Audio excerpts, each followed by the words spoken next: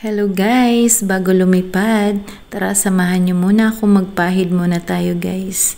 Ayan, pahiran natin ang ating mga sumpa dyan sa ating mukha para magmukhang sariwa. Ito yung gama ko guys bago matulog, so kailangan talaga nating lagyan ng moisturizer ang ating mukha para naman mag-lighten ang ating mga sumpa dyan. Siyempre, para maitago natin ang ating edad, so kailangan talaga nating mag-ayos ng ating sarili guys.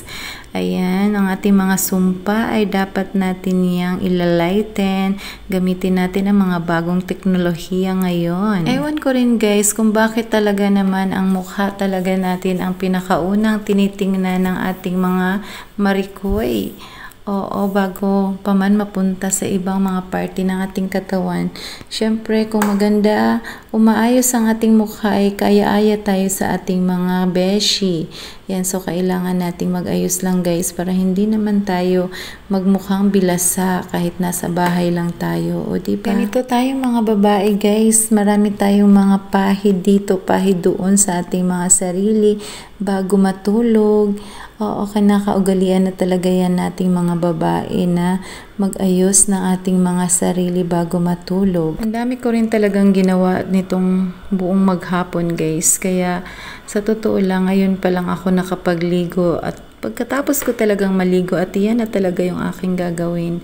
Ang mag-ayos na ng ating mukha para bago matulog ay kailangang ma-moisturizer natin ang ating mga mukha guys para hindi naman kumapal ang ating mga sumpa dyan sa ating mukha. Alam nyo ba guys, nung ako'y bata pa, napakahilig ko talaga mag-invento ng mga pangpaarte lalo na sa aking sarili. Makwento ko lang guys, yung bunga ng alugbate ay dati ginagawa ko siyang blush on.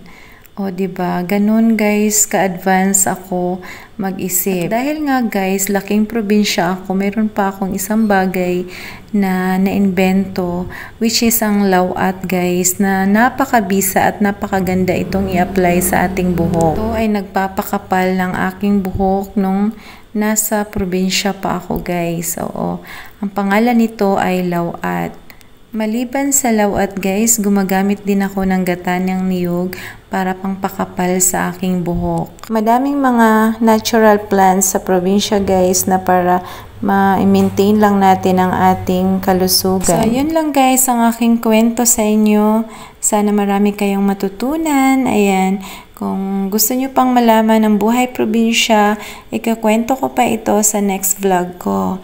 Ayan, maraming salamat sa inyong patuloy na pagsubaybay sa aking mga video at sa aking mga reels. Thank you so much for watching.